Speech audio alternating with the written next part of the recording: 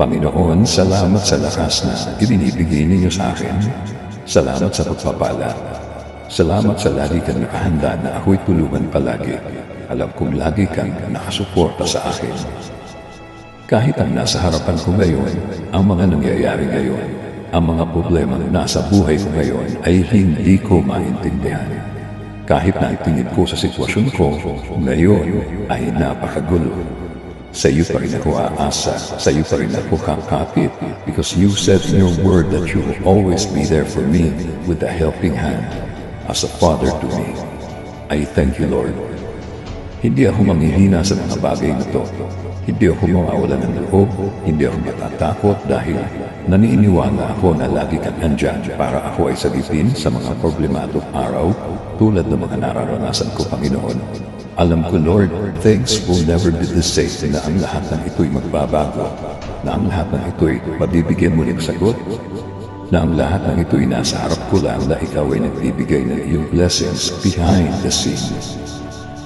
Dahil alam ko, Lord, na ako'y bahagi ng iyong plano. Plano para ako'y mapunta sa mabuti.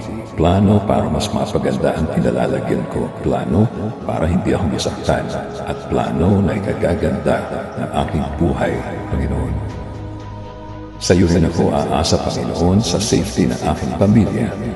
Tuloy niyo po ang pagbibigay ng proteksyon at pagmamahal sa aking pamilya. Tuloy niyo po ang pagbibless sa kanila.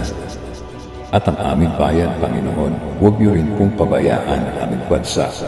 Kayo na po mag-alaga sa amin at sa lahat ng aming kababayan. Patuloy kaming kakapit sa inyong pangako, Panginoon, na i-bless niyo po kami at ang aming bayan. Maniniwala kami na ang lahat ng inyong pangako ay magyayari sa aming mga buhay. Itinataas po namin ang lahat sa inyo. Ang aming mga pangamba ay ibinibigay namin lahat sa inyo. Panginoon, palitan niyo po ito ng kapayapaan at maraming pagpapala sa aming mga buhay. Kaya Panginoon, salamat sa pagmamahal mo, salamat sa pag-provide mo sa amin, at salamat sa tuloy-tuloy mong pagiging Ama sa amin.